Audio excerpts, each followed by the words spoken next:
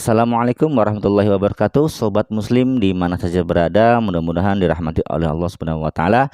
Pada video ini kita akan sama-sama belajar hadis, yaitu tentang pahala yang Allah berikan atau dosa yang Allah gugurkan ketika seseorang muslim itu mengalami musibah atau sakit. Baik sobat muslim, ada beberapa hadis yang akan saya tampilkan. Nanti ketika sobat muslim mempunyai hadis yang lain, bisa menulisnya di kolom komentar. Nah, hadis yang pertama yaitu hadis dari Bukhari nomor 5229. Teman-teman bisa melihat dan membaca hadisnya lengkap dengan sanad dan matanya teman-teman. Nah, kemudian artinya aku menjenguk Nabi Shallallahu Alaihi Wasallam ketika beliau sakit. Lalu aku memegang beliau sementara beliau sedang menahan sakit yang amat berat. Maka kataku, sepertinya Anda sedang merasakan sakit yang amat berat. Karena itu Anda mendapatkan pahala 2 kali lipat. Beliau bersabda, benar. Dan tidaklah seorang muslim yang tertimpa musibah atau sakit, melainkan Allah akan menghapuskan kesalahan-kesalahannya sebagaimana pohon menggugurkan dedaunannya.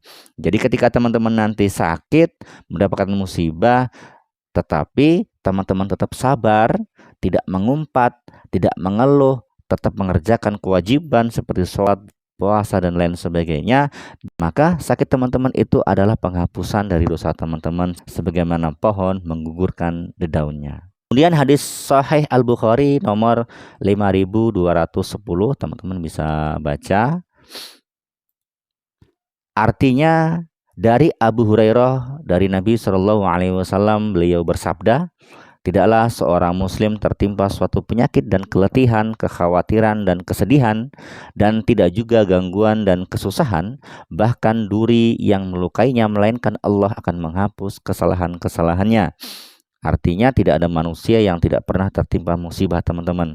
Nah, musibah itu tidak hanya berbentuk fisik teman-teman, akan tetapi teman-teman kelelahan, keletihan, kemudian kekhawatiran dan kesedihan, itu semuanya tetap akan menjadi penghapus dari dosa atau kesalahan teman-teman.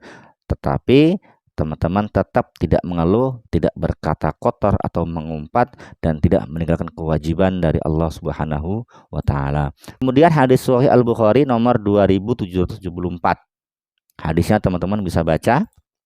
Artinya, Abu Hurairah berkata, aku sering mendengar berkali-kali Abu Musa berkata, Rasulullah Shallallahu Alaihi Wasallam telah bersabda, jika seseorang hamba sakit atau berpergian, ditulis baginya pahala seperti ketika dia beramal sebagai mukim dan dalam keadaan sehat. Jadi ketika teman-teman biasanya teman-teman puasa Senin dan Kamis, dan teman-teman lakukan dengan istiqomah, tetapi suatu saat hari Senin teman-teman sobat muslim itu mengalami sakit atau mungkin berpergian yang tidak bisa teman-teman tinggalkan.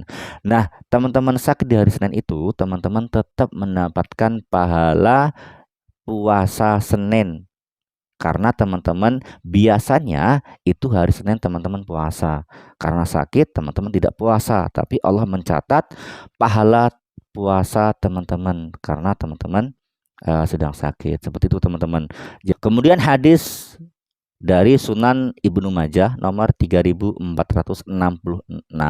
hadisnya teman-teman bisa baca. Nah, artinya dari Abu Hurairah bahwa Rasulullah Shallallahu Alaihi Wasallam bersabda, sakit demam itu berasal dari hembusan neraka jahanam, maka hilangkanlah ia dari kalian dengan air dingin. Biasa kita sebut dengan mengompres teman-teman ya, dikompres dengan air dingin, kemudian ditaruh di kainnya ditempelkan di kepala. Kemudian hadis Sunan Ibnu Majah nomor 1604. Hadisnya panjang, bisa teman-teman baca. Artinya dari Musa bin Wardan dari Abu Hurairah, ia berkata, Rasulullah Shallallahu Alaihi Wasallam bersabda, barang siapa mati dalam kondisi sakit, maka ia mati syahid, dilindungi dari siksa kubur dan akan diperlihatkan rezekinya di surga pada pagi dan petang. Nah, orang yang sakit ternyata mendapatkan syahid teman-teman. Ada 3 syahid teman-teman. Ada syahid dunia, ada syahid akhirat, ada syahid dunia dan akhirat. Nanti kita akan bahas di video selanjutnya teman-teman. Nah, demikian video yang dapat saya sampaikan. Mudah-mudahan teman-teman ketika mendapatkan musibah tetap bersabar dengan berikhtiar untuk memperoleh kesembuhan, kemudian tidak mengeluh kesah, tidak mengumpat dan tidak berkata kotor, tetap mengerjakan kewajiban dan meninggalkan larangan Allah Subhanahu wa taala. Insya Allah sakit dari teman-teman itu akan menghapuskan dosa dan kesalahan teman-teman, sehingga ketika teman-teman sudah sembuh maka hilang juga dosa-dosa dari teman-teman. Oke, saya akhiri. Wabillahi taufik wal hidayah. Wassalamualaikum warahmatullahi wabarakatuh.